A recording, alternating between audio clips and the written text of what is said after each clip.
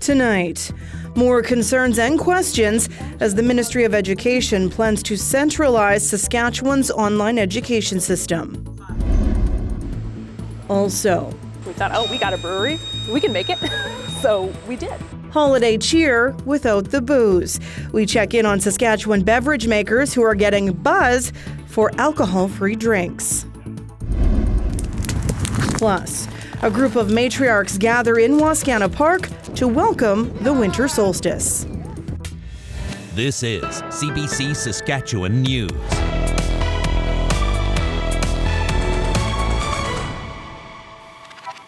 It is Wednesday, December 21st, and the CBC Saskatchewan News starts right now. Good evening, and thanks for joining us. More questions are being raised about a controversial plan to centralize Saskatchewan's online education system.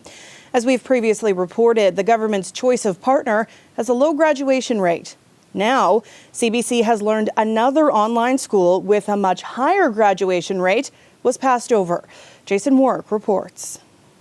Oh yeah, sorry, it's the 7 liters. Linnea LaFontaine reviews her latest math homework with her teacher. Here you have a bunch of positive aluminum ions. Then she helps her brother with his science class. Linnea and her 3 siblings are in Regina, but they all attend an online Saskatoon school called FlexEd. It's publicly funded and government accredited. I can do my assignments whenever I need to.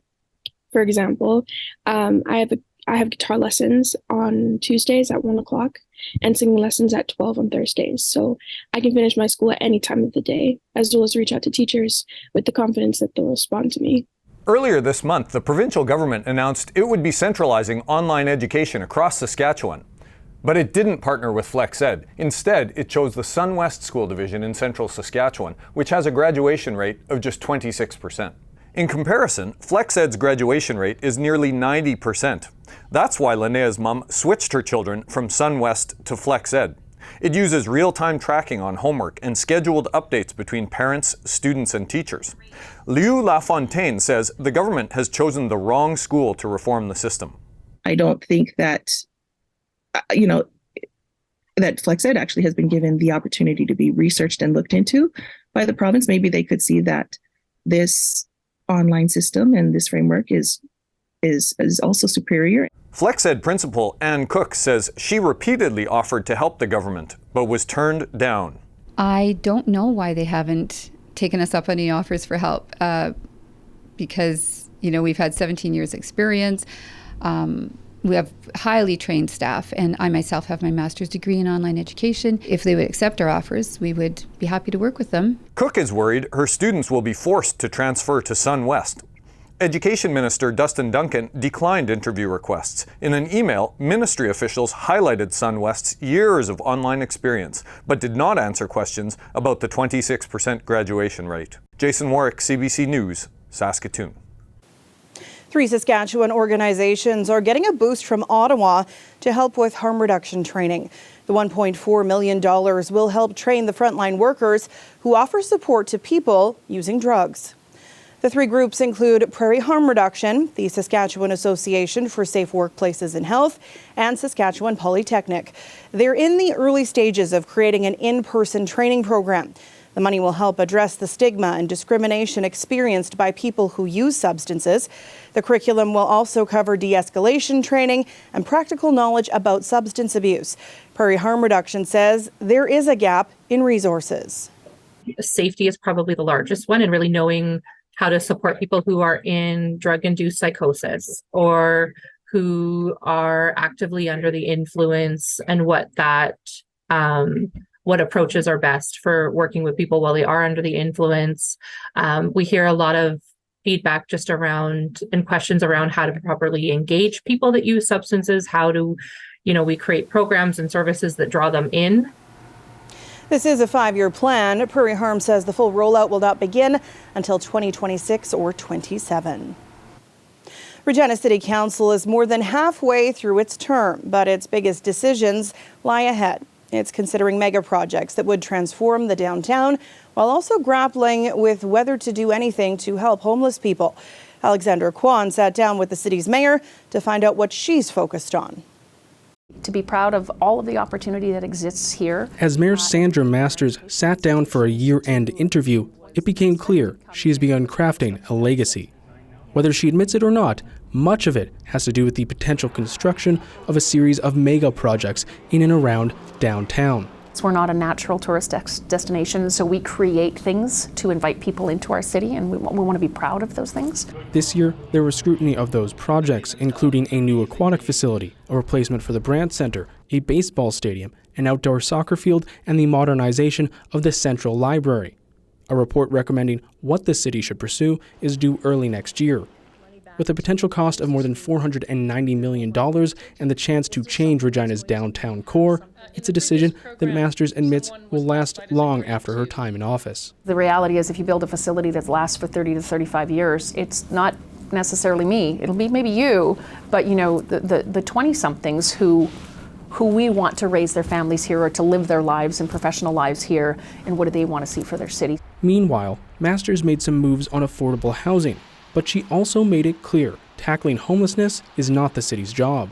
And it's something that we cannot play in because we don't have billion-dollar budgets. When asked whether it's fair for people to call on the city to address homelessness, this was her response. I don't know that fairness plays into it, because ultimately we all serve the same people. We all have the same residents that we serve, regardless of the level of government. Well, it is the decisions that have yet to be made that may be the strongest case for Masters' legacy. She continues to break the proverbial glass ceiling. First, in 2020, by becoming the first woman to ever be elected as mayor in Regina. Then, this year, she appointed Nikki Anderson, the first female city manager. I think that people are there, they understand that people have the competency and the desire and the drive to do things that, again, gender really doesn't play into it. And it's just the evolution of how we've got here. Masters was cryptic on whether she will run again when municipal elections are held in 2024. If I believe that I'm not the right person to continue to advance the city of Regina, then I'm not the right person and someone else should do it. What is clear is that the mark Masters will leave on the city of Regina will continue to take shape in the year to come.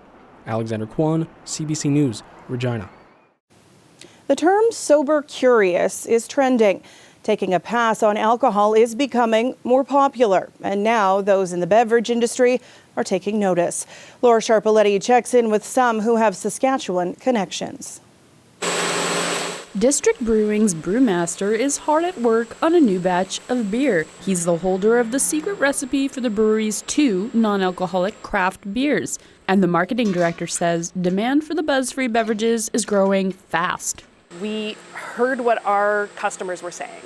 We saw the gap in the market, and our friends and family were all looking for additional non-alcoholic options. And so we thought, oh, we got a brewery, we can make it. So we did.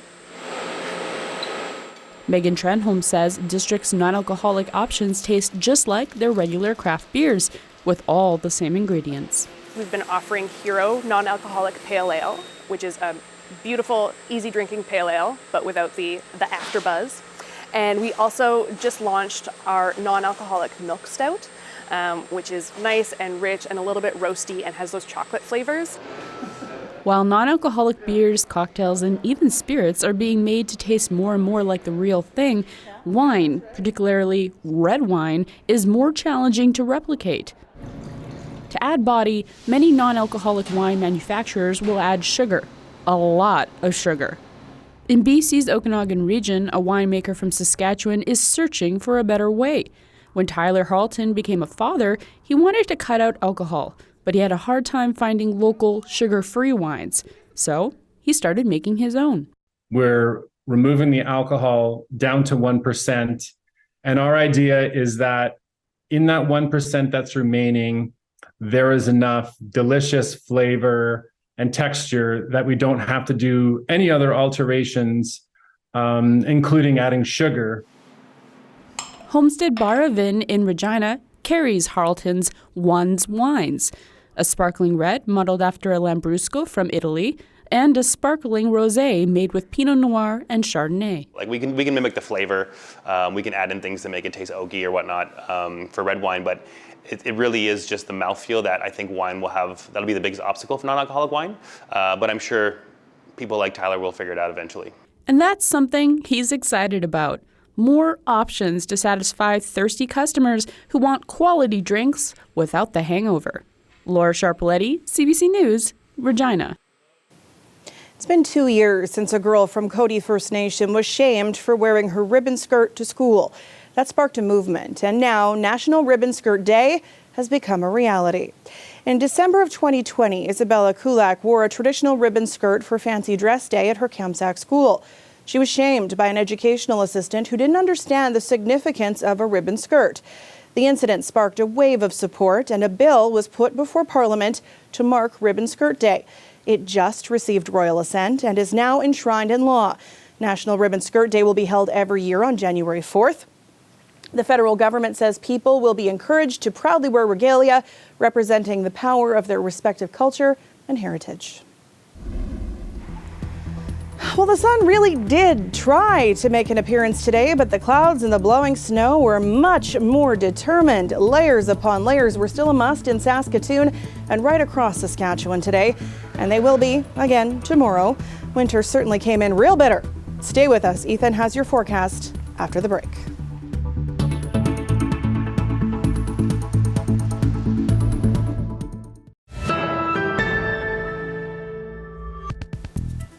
"13 pipes, 13 teepees, and 13 matriarchs gathered with dozens of people in Wascana Park today to honor the arrival of the winter solstice. You come and you partake in the experience. You sit there and you reflect. It's cold.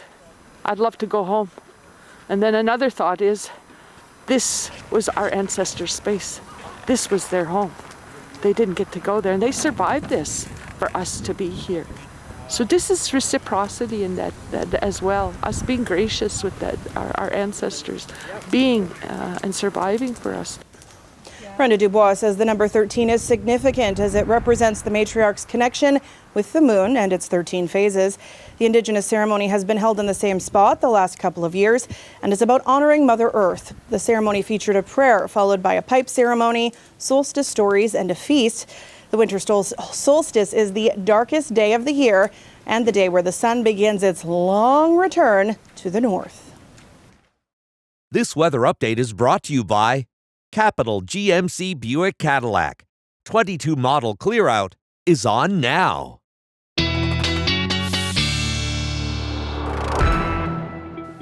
And a happy first day of winter to our weather specialist, Ethan Williams. May I say, bring on the daylight. Oh, yeah, it'll be so nice to get that back. And we have missed it, Sam. We have had a lot of days without a daylight or with a lessened daylight, especially since the summer solstice in June, where on average across the province we were seeing the sun go down around 9:15.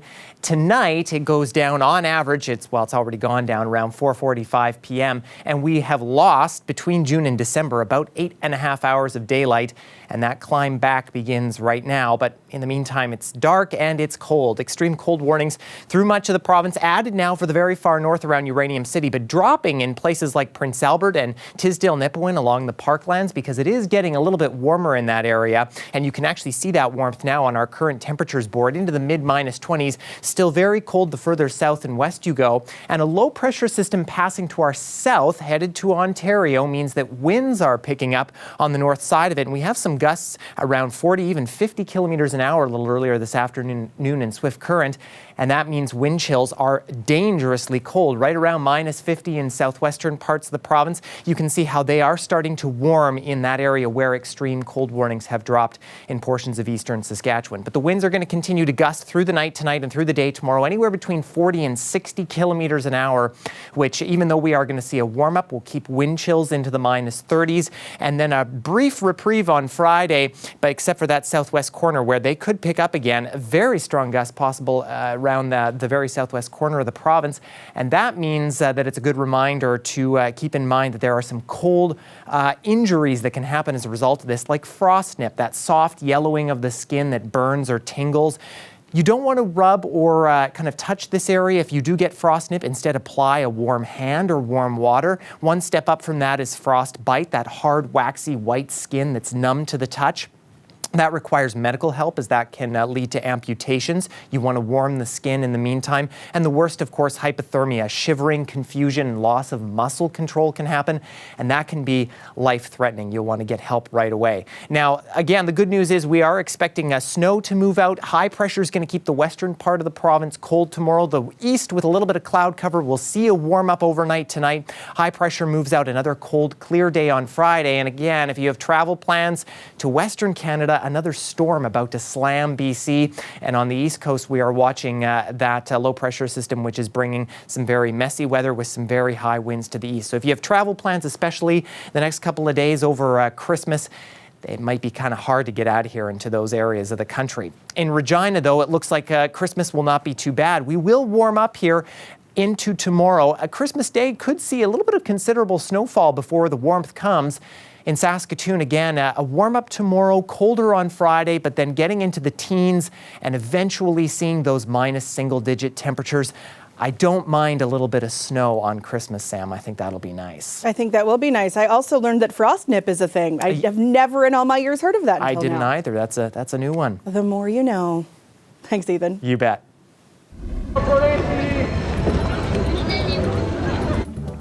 Santas were out in force in Italy over the weekend, but they weren't gliding along in the snow and sleighs. These Santas were gliding along the water in boats and gondolas in Venice. It's the 12th year for this Christmas parade along the canals with specially decorated boats and suitably festive Santa outfits. We'll be back after the break.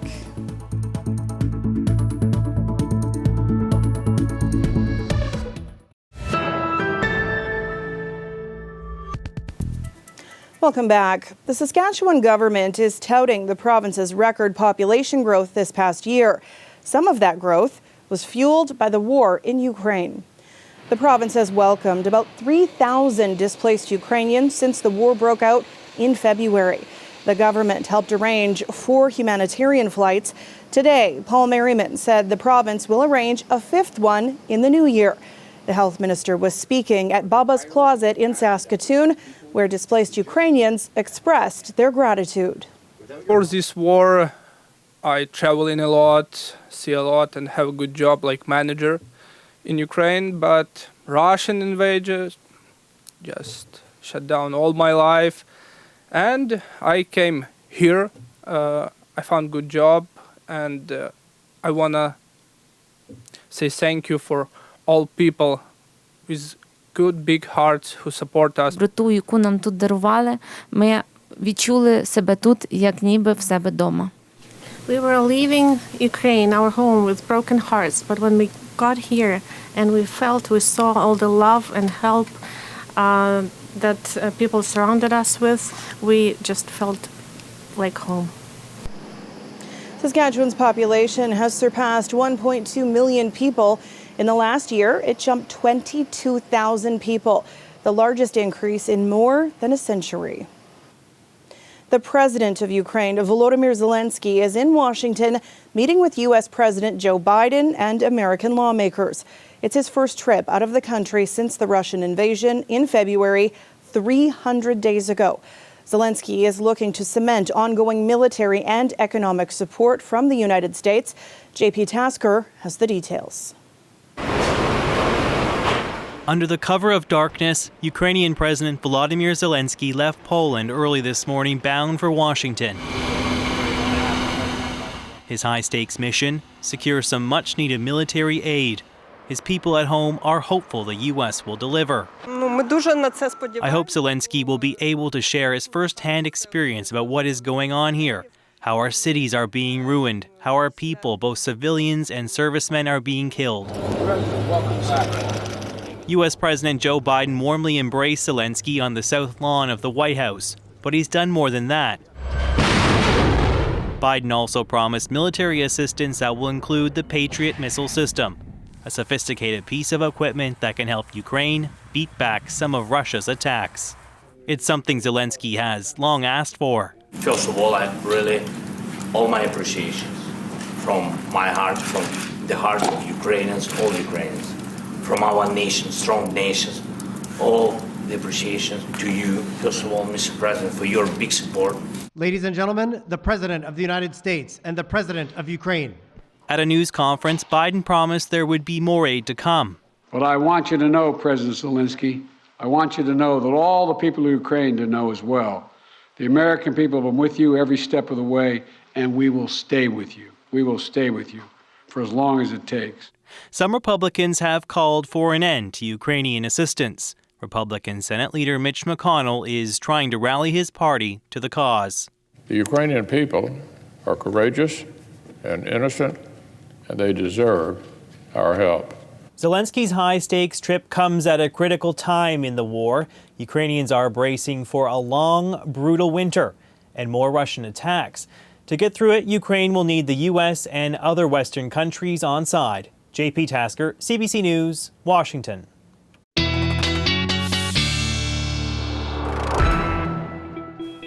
And Ethan is back with one last look at tonight's weather. And another night in the extreme cold warnings for both Regina and Saskatoon, Sam. But in Regina, we will warm up by the time we hit 8 a.m. tomorrow, albeit we'll see a little bit of lingering flurries that could lead to some blowing snow.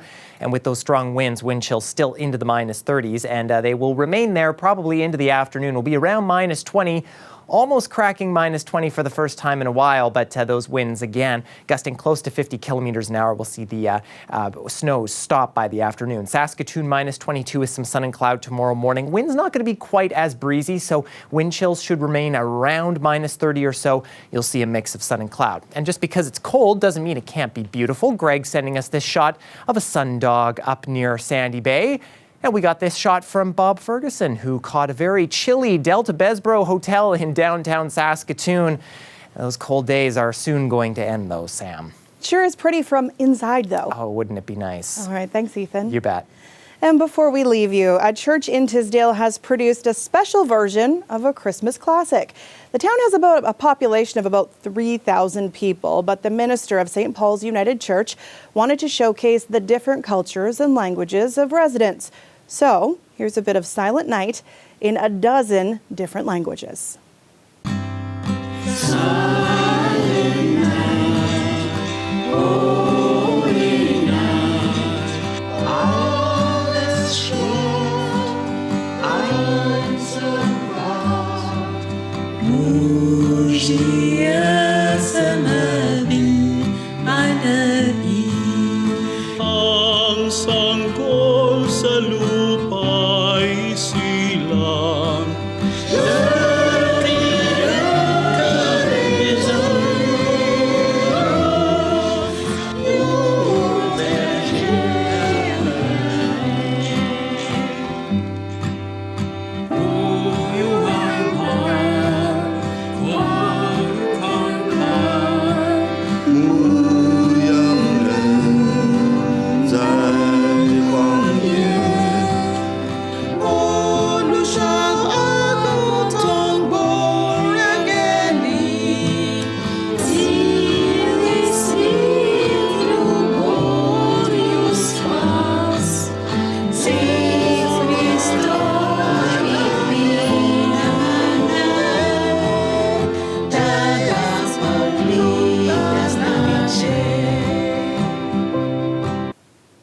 Well, music certainly does surpass language. That is it for us tonight. For news anytime, you can head to cbc.ca/sask or /Saskatoon, or you can subscribe to the CBC Saskatchewan YouTube channel. Glenn Reed and Ethan will be back with more local news and weather tonight at 11. Thank you for watching and have a great night.